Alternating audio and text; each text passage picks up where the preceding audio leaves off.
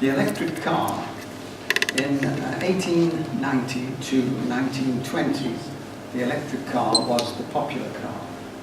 But in 1920, with the development of the internal combustion engine and the mass production of the petrol car, the market disappeared. It was revised to an extent in 1970-80 during the OPEC rise of oil, huge rise of oil, but it was short-lived. And the main thing to remember, though, at that time was that the research of the lithium-ion or ion batteries began, and up until the 1990s, when it was commercialized and brought out in the batteries of our computers. In 1990, the California administration, following the zero emissions directive, forced 7 of the top motor car companies to produce an electric car in California, unless otherwise they would not be able to sell their conventional cars in California. This was reluctantly followed by the car manufacturers, and they produced something like 5,000 cars before it was quashed by the W.H. Bush administration when they came in due to the lobbying from the big oil companies and the car industry. He gave a directive to stop that directive and to not only, but to destroy all the electric cars that had been produced. Now, as most of them were on lease, they were able to destroy most of those. And there was a great uproar and a hell to do about it. And it was reported in 2006, a film was made about it, and it was called Who Killed the Electric Car? And in it, it tells you of what the facts that I've just explained about the administration in California and the Bush administration. And this film showed all of that, what happened. Now, what are the advantages of an electric car? Is anybody able to tell me what the advantages are? Yes. They're quiet. Quiet. Anybody else? No pollution. Sorry? No pollution. No pollution. Right. Well, oh yes, go on. Like this one. No exploitation of natural resources on ground. Right. Well, it actually, you get oil, you get sound and air pollution from it, which are reduced. Sorry, they are reduced with the car. It's very cheap to run. It doesn't cause emissions as it is running. However, the power stations do generate, and they are outside the city, so it takes away from the city. Who can tell me what the disadvantages of the electric car are? Range. Range, one of them. They're quiet and you can't hear them coming. Well, that's true. Anybody else? Need to charge it. Sorry? Need to charge it. Yes. There is a lack of charging facilities at the moment. Now, the developments in this country are to produce charging points in car parks and aligned with petrol stations. And this is being given a go-ahead quite a few years ago now. So there are quite a few starting to appear. Now,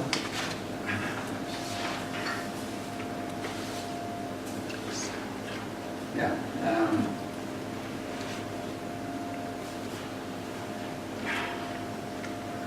The electric car was in the Telegraph in 19th of February this year. In the Telegraph, it talked about the depreciation of the battery. Now, the cost of the battery to start with is given a grant from the government. If you buy a new electric car, you are given £5,000 towards it. But an electric car costs something in the order of £26,000 in the average range, as against a diesel car which costs £19,000. So there's the £7,000 difference, and the grant from the government of 5 doesn't quite make that up. However, after a year, the depreciation on the electric car is 53%, whereas the depreciation on the diesel car is 63%. So the differential there does away with about £2,000 is what it costs on the difference of the two. And that difference can be made up by not having to buy diesel or petrol over the next 2 years at least. So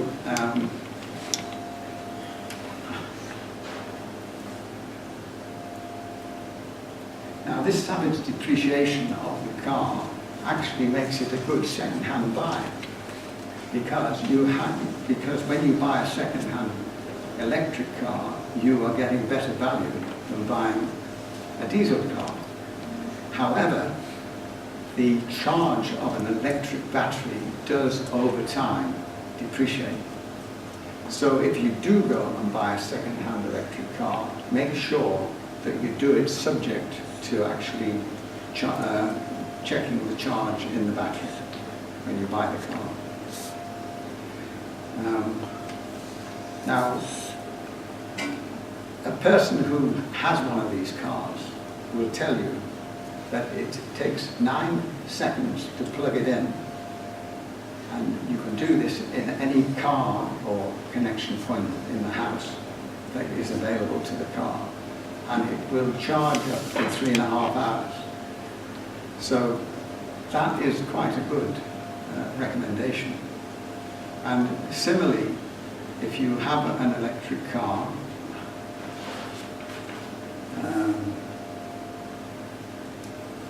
you don't have the cost of visiting filling stations, and you don't have to have services done, because there's not as many parts in a battery as there are in an electric engine.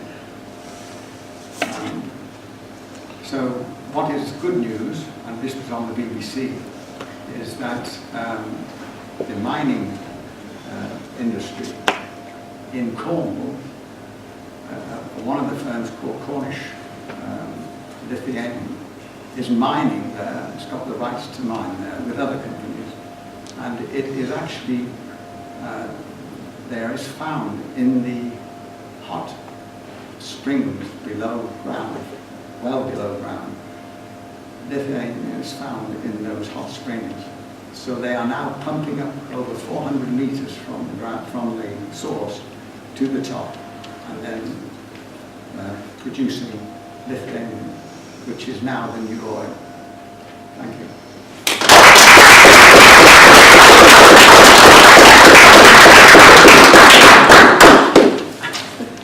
Great, thank you, Peter. I mean, that was seriously well researched. Talk about hit the nail on the head with the topic subject there.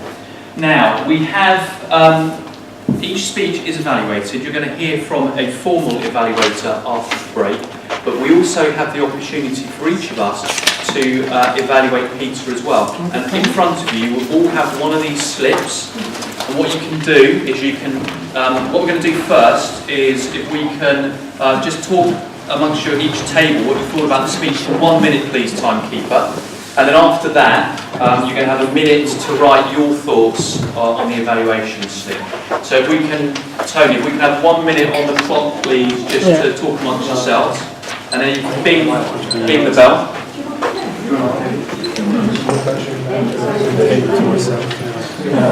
Oh boy, right. You know this is a big room. sorry to interrupt. Tony just made a really good point, which is one of the things we'd really like to do with evaluations. We're all here to learn. So if you could, one of the ways or styles we evaluate in is one thing we liked, one thing we would recommend to improve the speech, and one thing we loved. So that may give you some guidance as to how to structure your evaluations. Thank you very much. This is a heavyweight champion. Either you knock out them or he will knock out you. Big one. Yeah, it's a big one. Because it's so many people, you have to do it so quickly. He's this time. I don't know what I did. There is a better way to do it. Just keep doing what you're doing. I think, but this one is 100% commitment. I don't know what to do. There we go. So you've got a minute to fill in your evaluation. It's more interactive. Yeah.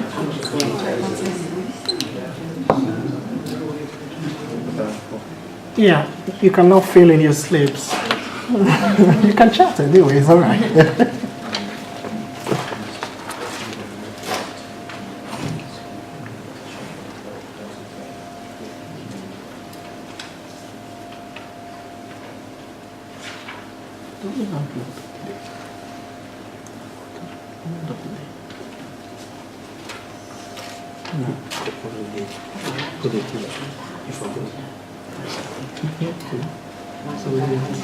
Because this is my job. I will tell you that. Yeah, you will. This will be the lowest school. This is good.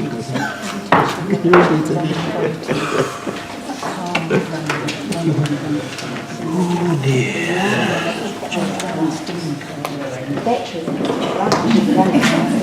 The thing is, the way the traffic just ceased to be. It's hard to be cities that have that. Great. Okay, thank you everyone. Our second speaker tonight is Stella, and she will be carrying out a speech from one of the advanced manuals, which is called Storytelling. Now, she is going to be evaluated by, I haven't written her name down, who's evaluating Stella? I am. Janine. Come on up, Janine.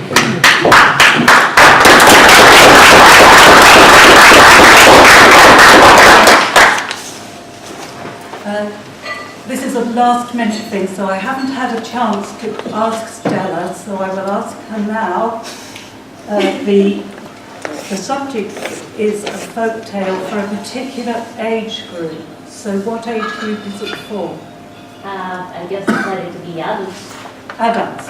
Okay, you can be yourselves. You don't have to be 6-year-olds. As we listen to this tale, I'll be looking for variety. It's to be entertaining.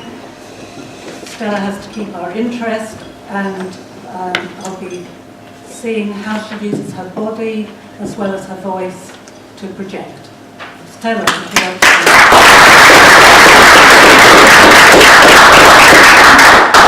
do we have a title? Yes, the title is Mary's Necklace. Mary's Necklace? Yes. It's on the agenda. Sorry.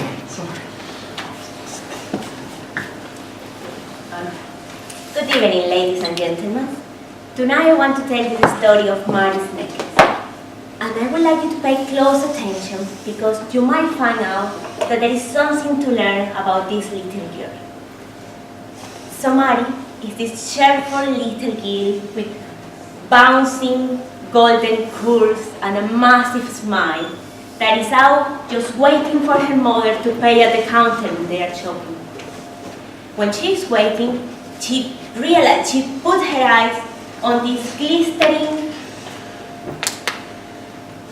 white pearl necklace, and the eyes just get wide open like two plates. And then she gets all excited, and she's like, "Mommy, mommy, mommy, please, mommy, can I have that? Please, mommy, please." And obviously, her mom is looking down to her little girl with these massive blue eyes, full of hope, and the first thing that she does is quickly grab the necklace, see the tag on it, and say, "See the price." "All right, my love, it is £195. It's almost £2. So, with the money that you have saved, with some extra chores, and with the money that your grandmother will give you next week from your birthday, which will obviously, that always is about £1, and sure that you can have it in no time. So the girl gets so excited, and as soon as they arrive home, she runs to her money bank, she opens it, and she realizes that she has 17 pennies. She starts trying to do certain math, as many maths as a almost 5 years old can do. And she starts, and from that evening on, she starts making as many shorts as she can at home. Next morning, as soon as she wakes up, she goes to her neighbor, Mrs. Macmillan, and she asks her to start picking dandelions for 10 pennies. The week quickly passes on, and her birthday arrived. And as she was expecting, Grandma gave her the £1 that she needed. So she grabs her mom, runs to the shop, and gets her necklace. And she just put her necklace on, which I won't do because it will take forever.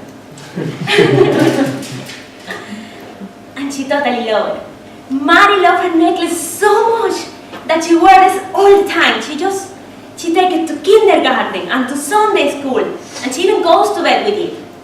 She only takes it off when she's going to swim or to take a bath. And that's because Mommy told her that her neck might turn green if she doesn't. So Mary had a very loving dad, and Dad, regardless of how busy he was, he will take time every single night to tell her a story.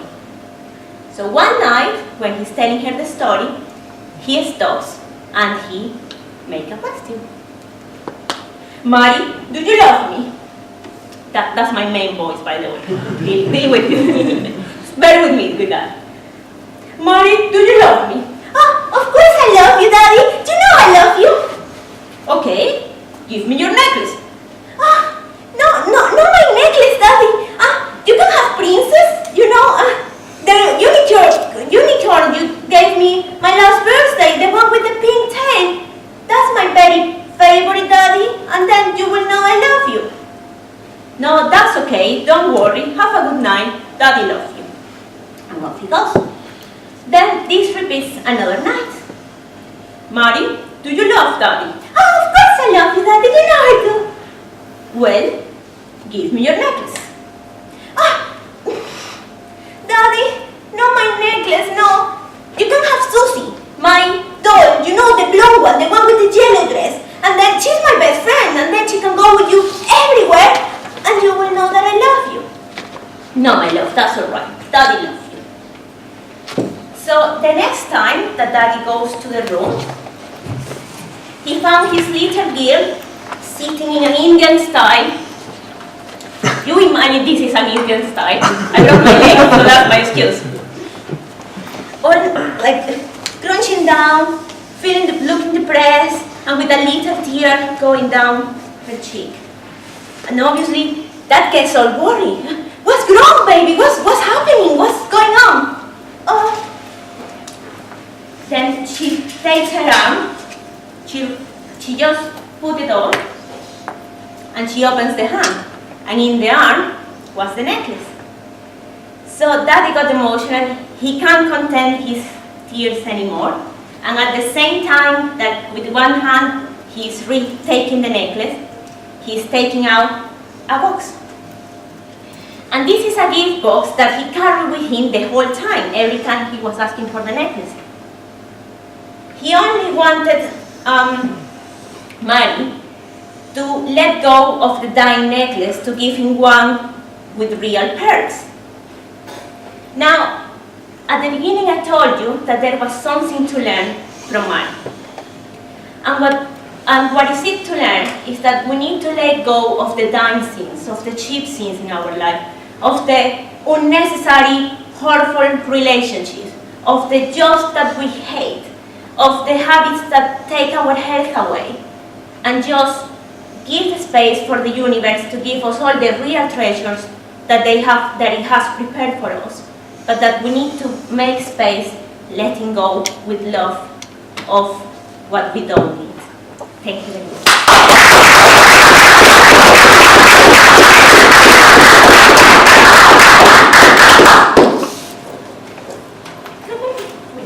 Thank you.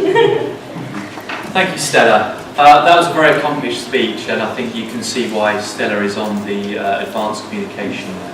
Now, if we'd like to do exactly the same, we're going to evaluate Stella. So if you'd like to talk amongst yourselves for 1 minute, please, timekeeper. You do this. After which we will 3-minute slips. Thank you. I love it. Yes, I think lots of information as well as her body language, the way she changes her voice.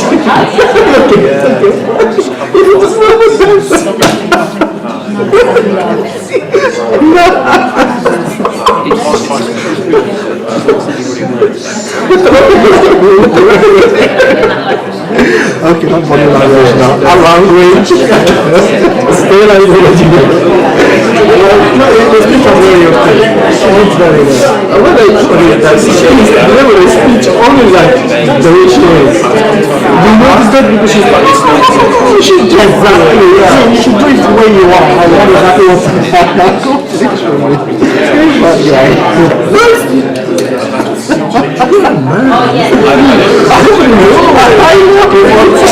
what that is to just come down. It's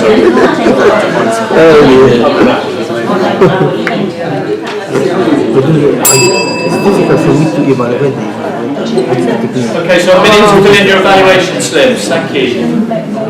to evaluate the evaluator. That is what you're going to do actually. You don't need to evaluate the speeches, it's the evaluator, so it's how the evaluators presented their evaluation. Yeah, so it's easy to say that. Yeah, right.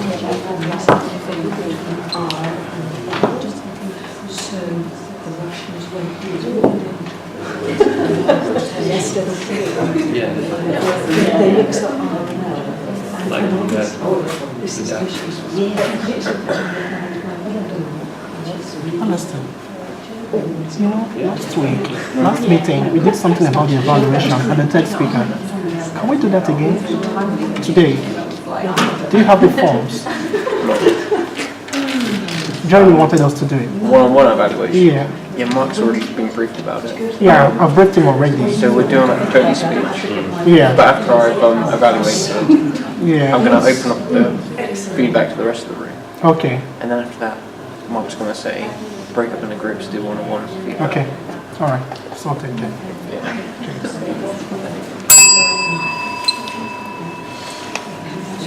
Okay. Thank you, everyone.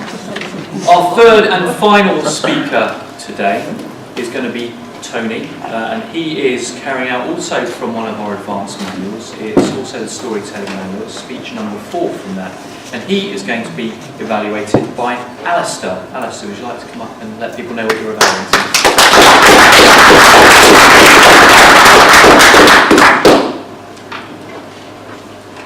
Tonight Tony is going to be doing project 4 from the storytelling manual, which is called The Touching Story. And all storytellers try to entertain the audience, but they also try to do something else. They try to make us feel something. And tonight, Tony is going to stir up emotions within us. On top of this, his story should have all the basic elements of character, plot, setting, action, and conflict.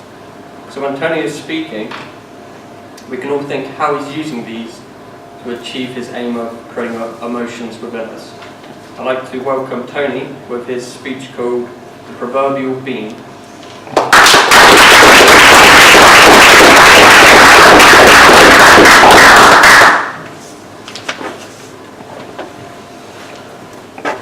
For the older or slightly more mature members of the audience, myself included, if I said beams, memes, thank you, I was really hoping that it wasn't silent. So Beams, Means, Hines is an advert from way back, I can't quite remember when, but maybe 80s maybe? 70s, 80s, 90s? Earlier. So it's a long, long time ago. And now why is this speech called The Proverbial Bean, and why a tin of beans? Well, if I go back to 1973, I lived in Leeds, postcode LS13. It was a big council estate called Gamble Hill Estate. It's quite rough, but it's where I lived. I was one of 5, 10 years of age. And there was a few gangs around. I don't mean really, really violent gangs. I just mean gangs as in 15, 16-year-old boy gangs. And I was 10, but I wanted to be in the gang. And I was just quite portly now, but I was a scrawny little kid. I mean, really, really skinny little kid. But I wanted to be in the gang. Particularly Steve Huff and Gary's gang, whose surname I can't remember. Both quite stocky guys. And as a 10-year-old boy, these look like men. Big, strong guys. We used to play a game when they kind of let me into the edge of their gang. We used to play a game. And the game was, I think it was called Capture and Torture or something similar.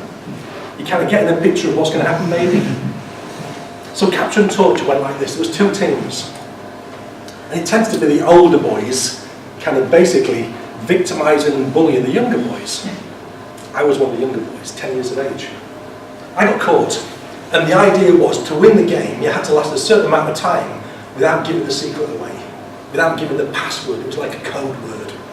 So I got this code word in my head, and I got captured. Because these guys are up here and I'm down here, they could run fast. And I got pinned to the floor. I'm not going to do the position, but if you imagine me laid on my back, 10 years of age and scrawny as hell, in that kind of position, with a 16-year-old boy that looked like a big giant haystack of a guy, sitting on my chest with his knee on this arm and knee on that arm, so it's kind of got me in that kind of position. That was Gary, by the way. Steve Huff, the guy that I mentioned at the start, who was also on Gary's team, was behind me. So he's kind of sitting in that kind of position like that, with my head here, with my body going away from me, from him, sorry, away like that. And the other guy, Gary, is sitting facing this way. Do you all get the picture? Mm-hmm. I was going to ask for a volunteer otherwise. So Gary starts asking, what's the code, and a few punches and things just to the body. That was fine. But then it got ramped up a little bit. And whoever was this end, I think it was Steve, got my head and decided to bang it on the pavement. And I kind of, you get a little bit dizzy, but not kind of dizzy enough that you're going to give in and tell the word. Anyway, they decided it'd be really, really fun. And they lived literally 30 metres away. So one of them ran in, and they got a tin of beans, or it may not have been beans, but I think my memory was it was beans. And they came out, and they got my hand. Sounds quite funny saying it out loud, actually. It's been quite a while. So they got my hand, and they put it on the edge of the step. So I'm still in the kind of same position with, the big guy sat on top of me, one banging my head, and the other guy's got my fingers on the edge of the step. Well, I think it was a pavement, actually. And he's just little bit. I can actually feel myself going there as I'm speaking. It's kind of weird, isn't it? Things we do with our minds. So, just want to get glass off the table, if I can. So we kind of went like this, and just built, and built, and built, and then built, and blasted it to bits. I ended up, I do apologise, this is so memorable, isn't it? I ended up with 2 broken fingers. And the third finger, all the feeling went, completely went. All the nerves damaged, still are. Oh yeah, and a fractured skull, which I didn't mention. Just one there, sorry. It kind of, and then the next thing I heard was my mum up in the bedroom window, shouting, "Get off him!" But I'm still on my back, pinned to the floor. Fractured skull, 2 broken fingers, damaged nerves. But the important thing was I didn't tell the password. That was important to me at the time. That wasn't meant to happen, by the way. Oh, yes, in the end. I got carried away. But it wasn't, I didn't tell the password. And that, at 10 years of age, suddenly put me into the big gang. It was important at that time. Looking back, it was ridiculous. Fractured skull, 2 broken fingers, damaged nerves, not really worth it. I guess I'd like to ask you a question. Of all the beans that are available, including Heinz, would you like to be remembered as a has-been, a never-been, being awesome all your life being, just kind of forgotten briefly? What kind of being would you like to be? Never going to have been? Little segue. I went into Bournemouth today. Different story completely. I went into Bournemouth today and I walked down to Harry Ramsden's. I got fish and chips. And I sat by the beach and I'm having these fish and chips, and I was walking back through the park towards my car. I'm just kind of strolling back nice and leisurely. And there's a homeless guy just sitting down like this. And I said, how you doing? Kind of a strange question. Maybe? He said, okay. I said, what's your story? Anyway, long story cut short, I said to him, he said, you know, I only been on the street 7 months and one thing and another. I sat with him. I actually asked him permission. I said, would you mind if I sat 5 minutes? He said, no. Hadn't spoken to a soul in 3 days. Not a soul. So he's telling me his story about who he has been in the past. He was a husband. He is a dad. His wife died. He had a nervous breakdown, obviously depressed, consequently lost his job, lost his home. He's now a sole parent. Guess what happened next? Lost his son. His son goes into the social service system, never to be seen again. He's now on the streets. 7 months he's been on the streets. So I sat with him, bought him a drink, gave him some change. But the important thing that I took away from that is, it never pays to judge who we think we are, or who we've been, or who we can be in the future. That's to be done, covered in beans.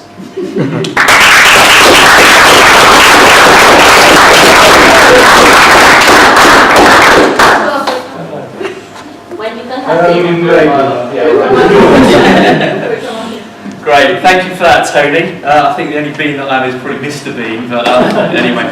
If you'd all like to talk amongst yourselves for 1 minute, we're going to do a minute talking for evaluating and then a minute to fill in your slips. Thank you very much.